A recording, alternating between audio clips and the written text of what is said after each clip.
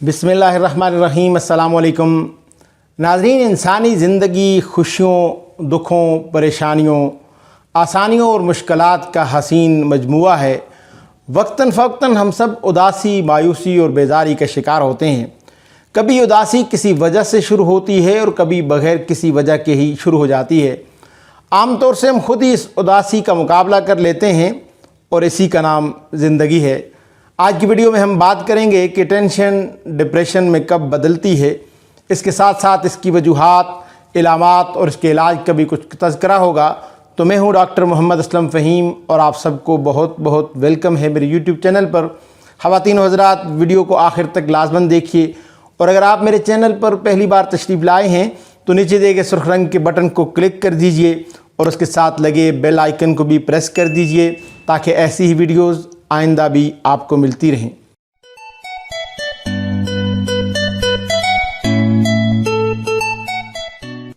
नाज़रीन, डिप्रेशन एक mood disorder है जो उदासी के मुस्तकिल एहसास और दिलचस्पी में कमी का बाइस बनता है। ये आपके महसूस करने, आपके सोचने और लोगों से आपके बर्ताव को मुतासर करता है और मुख्तलिफ़ किस्म के जज्बाती और जिस्मानी मसाइल का बाइस बन सकता है। आपको रोज़मर्रा की मामूल की सरगर्मियाँ करने में दुश्वारी पेश आ सकती है और कभी कभी आपको ऐसा महसूस हो सकता है जैसे ज़िंदगी जीने के काबिल नहीं है। डिप्रेशन कोई ऐसी कमज़ोरी नहीं है जिसे आप स्नैप आउट कर दें, बल्कि डिप्रेशन को तवील मुद्दती इलाज की ज़रूरत हो सकती है। याद रखिए, हिम्मत न हारिए। डिप्रेशन का शिकार ज़्यादातर लोग अद्वियात के साथ साथ साइकोथेरापी या दोनों से बेहतर महसूस कर सकते हैं। नाज़रीन, अगर जो डिप्रेशन आपको ज़िंदगी के दौरान सिर्फ़ एक बार हो सकता है, आमतौर पर डिप्रेशन एपिसोड्स की शक्ल में होता है। इन अक्सात के दौरान इलामात दिन के पेशतर हिस्से में तकरीबन हर रोज़ ज़ाहिर होती हैं।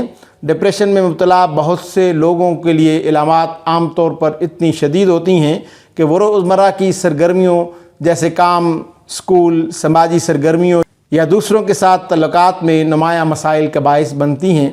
कुछ लोग आम तौर पर नाखुश महसूस कर सकते हैं, ये जाने बगैर कि इसकी वजह क्या है। तिब्बी तौर पर उदासी इस वक्त डिप्रेशन की बीमारी कहलाने लगती है जब उदासी का एहसास बहुत दिनों तक रहे और ख़त्म ही ना हो, या फिर उदासी की शिद्दत इतनी ज़्यादा हो कि ज़िंदगी के रोज़मर्रा के मामूलात इससे मुतासर होने लगें। डिप्रेशन की शिद्दत आम टेंशन या उदासी के मुकाबले में जो हम सब वक्तन फ़वक्तन महसूस करते हैं कहीं ज़्यादा गहरी और तकलीफ़देह होती है। इसका दौरानिया भी आम उदासी से काफ़ी ज़्यादा होता है और महीनों तक चलता है।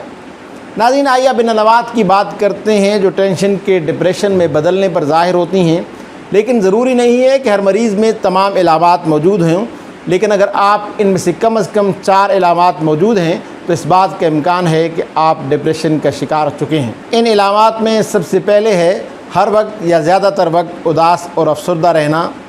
जिन चीज़ों और कामों में पहले दिलचस्पी होती थी इनमें दिल न लगना और किसी चीज़ में मज़ा ना आना, जिस्मानी या ज़हनी कमज़ोरी महसूस करना और बहुत ज़्यादा थका थका रहना, रोज़मर्रा के कामों या बातों पर तवज्जो न दे पाना, अपने आप को दूसरों से कम तर समझने लगना, ख़ुद एतमादी का कम हो जाना, माजी की छोटी छोटी बातों के लिए अपने आप को मुरद इल्ज़ाम ठहराना, अपने आप को फजूल और नाकारा समझना, मुस्तकबिल से मायूस हो जाना, ख़ुदकुशी के ख़यालात आना या फिर ख़ुदकुशी की कोशिश करना और नींद का डिस्टर्ब हो जाना।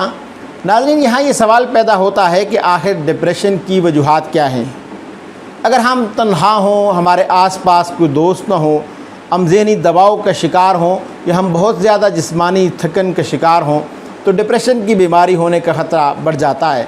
बाज़ तकलीफ़देह वाक़यात, मसलन किसी अज़ीज़ का इंतकाल, तलाक या नौकरी ख़त्म हो जाने के बाद कुछ अरसा उदास रहना आम सी बात है।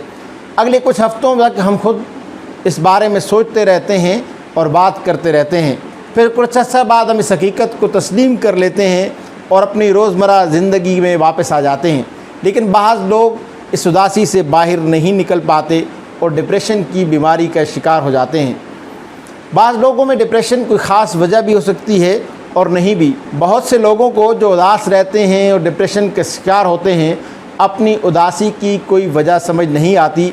इसके बावजूद इनका डिप्रेशन बाज़ औक़ात इतना शदीद हो जाता है कि इन्हें मदद और इलाज की ज़रूरत होती है।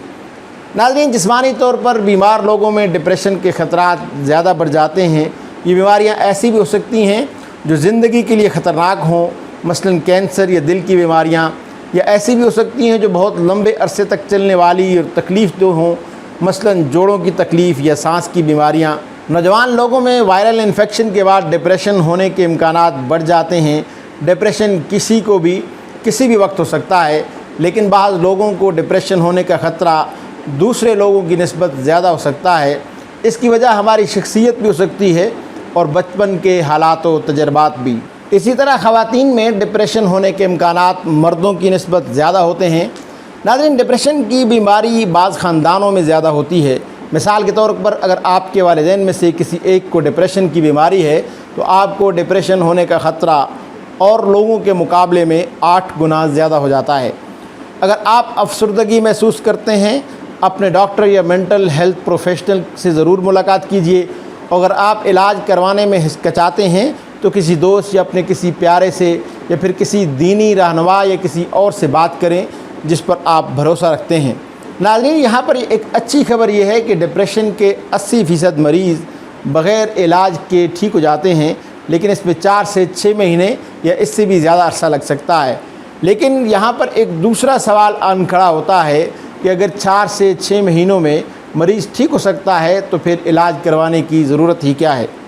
ناظرین، اس کی وجہ یہ ہے کہ باقی 20% مریض بغیر علاج کے اگلے 2 سال تک ڈپریشن میں مبتلا رہیں گی، اور پہلے سے یہ بتانا ممکن نہیں ہوتا کہ کون ٹھیک ہو جائے گا اور کون ٹھیک نہیں ہوگا۔ اس کے علاوہ اگر علاج سے چند ہفتوں میں آپ کی طبیعت بہتر ہو سکتی ہے، آپ کو صحت مل سکتی ہے، تو انسان کئی مہینوں تک اتنی شدید تکلیف کیوں برداشت کرے؟ کچھ لوگوں کا ڈپریشن اتنا شدید ہوتا ہے کہ وہ خودکشی کر لیتے ہیں۔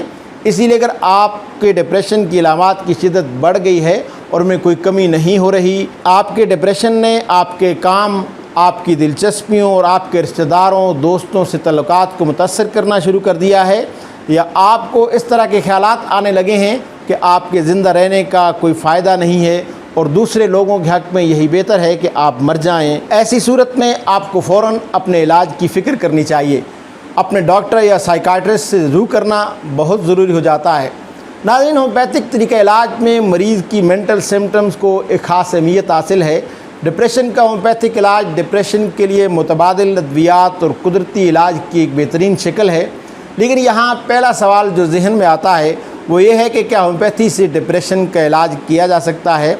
کلینکل ڈپریشن قدرتی ہومیوپیتھک میڈیسن سے ہی قابل علاج ہے۔ ارلی ٹریٹمنٹ زیادہ مؤثر ہے اور سنگینی کے امکانات کو روکنے میں مدد دیتی ہے۔ ہومیوپیتھک ادویات اگنیشیا امارا ڈپریشن کے لیے ہومیوپیتھک ادویات کی فہرست میں سر فہرست ہے۔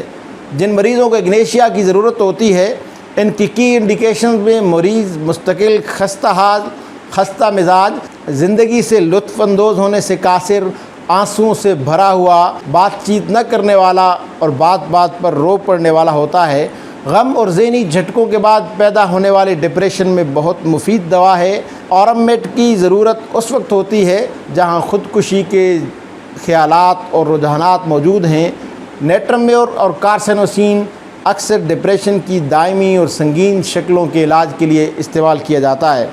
انگزائٹی اور ڈپریشن کے لیے ہومیوپیتھک دوا ایکونائٹ ایک اہم دوا ہے۔ اچانک بے چینی اس دوا کے استعمال کا مطالبہ کرتی ہے۔ علامات بہت اچانک ظاہر ہوتی ہیں اور مریض کو آنے والے عذاب کا احساس دلانے لگتی ہیں۔ شدید گھبراہٹ کے حملوں میں استعمال کے لیے ایک بہترین دوا ہے۔ جنرلائز اینگزائٹی ڈس آرڈرز کے لیے آرسینکم البم اور ارجنٹم نائٹریکم بہترین ہومیوپیتھک میڈیسنز ہیں۔ کالیفاس کو سٹریس کے علاج کے لیے سر فہرست دوا کا درجہ حاصل ہے۔ یہ ڈپریشن کے علاج میں بہت مددگار ہے، جو زیادہ کام کرنے والے دماغوں کے لیے بہترین نتائج دیتی ہے۔ فیٹیگ مائنڈز اور زیادہ محنت کرنے والے طلباء کی دوا ہے۔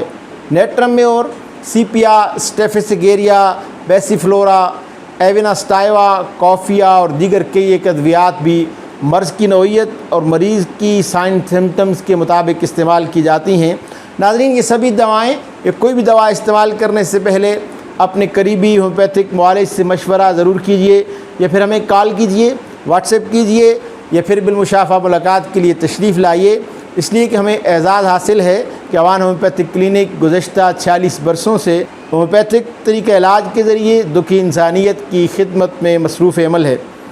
اگر آپ میرے چینل پر پہلی بار تشریف لائے ہیں تو نیچے دیے گئے سرخ رنگ کے بٹن کو کلک کر دیجئے اور اس کے ساتھ لگے بیل آئیکن کو بھی پریس کر دیجئے تاکہ ایسی ہی ویڈیوز آئندہ بھی آپ کو ملتی رہیں۔ امید ہے یہ ویڈیو آپ کو پسند آئی ہوگی۔ ویڈیو اچھی لگی ہے تو اسے لائک کیجئے، شیئر کیجئے اپنے فرینڈز، فیملی اور اپنے پیاروں کے ساتھ واٹس ایپ، انسٹاگرام، فیس بک اور دیگر سوشل میڈیا ویب سائٹس پر، تاکہ انہیں بھی بینیفٹ مل سکے۔ آپ کو کچھ اور پوچھنا ہو، کسی ہومیوپیتھک دوا کے متعلق کچھ جاننا چاہتے ہوں یا آپ کو کسی بیماری کے متعلق کوئی معلومات درکار ہوں تو کمنٹس باکس میں اس کا اظہار ضرور کیجئے۔ اپنا اور اپنے پیاروں کا بہت زیادہ خیال رکھیے۔ ملتے ہیں بہت جلد کسی نئی ویڈیو کے ساتھ، تب تک کے لیے اجازت دیجیے۔ اللہ حافظ۔